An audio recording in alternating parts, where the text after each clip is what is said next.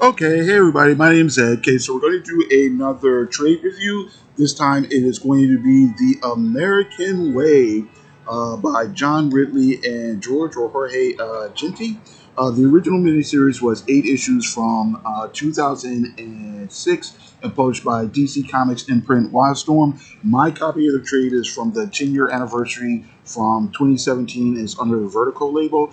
The premise follows a team of heroes during the 60s who were mainly a propaganda tool of the government. The team's secrets slowly come out, and the team seems to unravel, and the team's handler starts to worry about how this could affect the country's morale as we're dealing with things like the Cold War and the Civil Rights Movement. John Ridley is a successful TV and film screenwriter who occasionally writes comics. He's worked on TV shows such as Martin, Fresh Prince of Bel-Air, Third Watch, and others. He's written movies such as U-Turn, Three Kings, Red Tails, and won an Academy Award for 12 Years a Slave. Some of the comics he's worked on include Batman, The Other Side of DC, Black Panther. Ginty broke into comics during the 1990s, working for Caliber Comics. He later did work for Marvel and DC on titles such as Bishop, Gambit, Deadpool, Green Lantern, Superboy, and Superman. He's also worked on the Buffy the Vampire Slayer season 8 comic. All right, so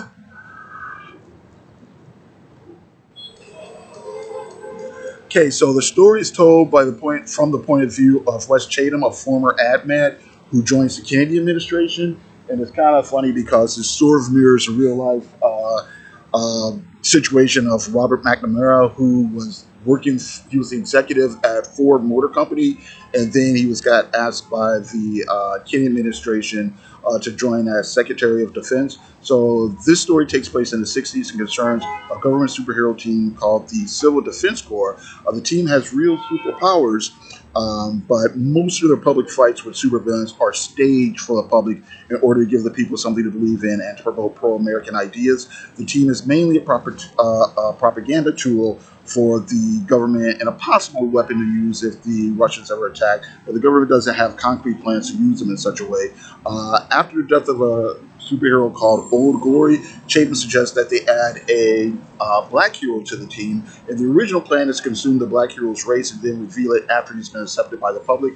However, the black hero's race is exposed before then, and that goes along with other PR mishaps that threaten to split the team and possibly hurt the country. Other threats the protagonists are forced to deal with include an actual superpowered serial killer and events related to the Cuban Missile Crisis. And as well as this is all taking place during the backdrop of the Civil Rights Movement.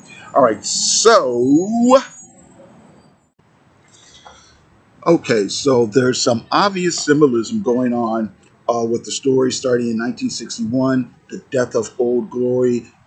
There's a tentacle monster. The story wrestles with the idea of giving people something to hope and believe in, and whether or not it matters if that thing is real or not. There's the ethics of lying to the public for the greater good or national security, and where's the line between that and the public's right to know?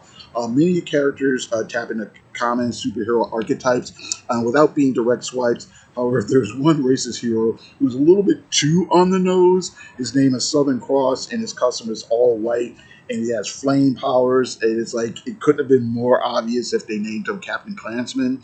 But let's see here. Okay, so the story is well paced and the dialogue is decent. Ridley deals with social issues in a fairly good manner. I like how he dealt with Cuba and the Cold War, the Civil Rights Movement, and the general paranoia of that area. I also like how when something happens that the administration didn't want to happen, say hero versus hero fights, secret IDs exposed, etc., they're able to cover it up as mind control or communist infiltration or some other common Silver Age comics trope. Jinty's art isn't super mind blowing, but it is pretty good. There's solid layouts and storytelling. He does good figure work in detail without being heavy handed or cluttered. Not super flashy, but very nice looking. All right, so let's see here. Okay, so here, let's just give you an example of some of the art here. Just some stuff at random. Uh, there's a pretty cool 2-page spread here. Example of some of the normal layouts.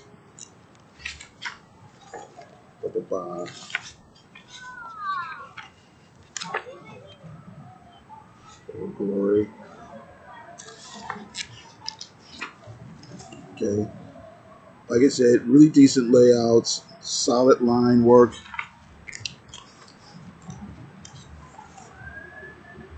Nothing super fancy.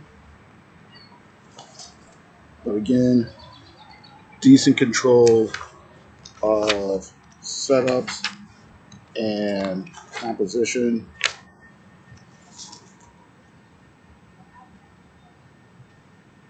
Right. Good panel work. Cool scene here.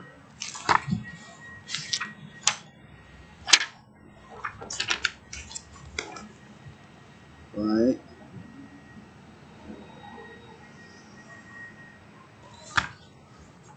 Okay, just pretty. Oh, don't want to give too much away. Pretty solid stuff there.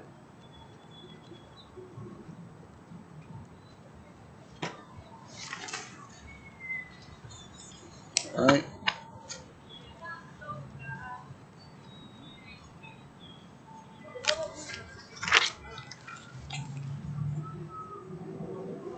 All right.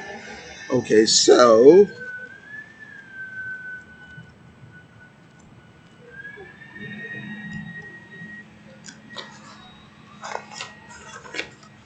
all right, so yeah, that's pretty good.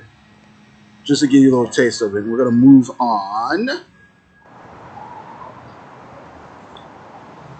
Okay, so to wrap it up, American Way by John Ridley and Jorge or Georges Genti is a pretty decent comic. It's built around an intriguing concept. The writing is fine, and the art is solid. You have good story dealing with social issues of the '60s, while also being a slight deconstruction of classic superhero tropes. It's thought-provoking, engaging, and American Way is pretty much worth a look. So that's it. Thank you very much for watching. I do appreciate it. You guys have a great day.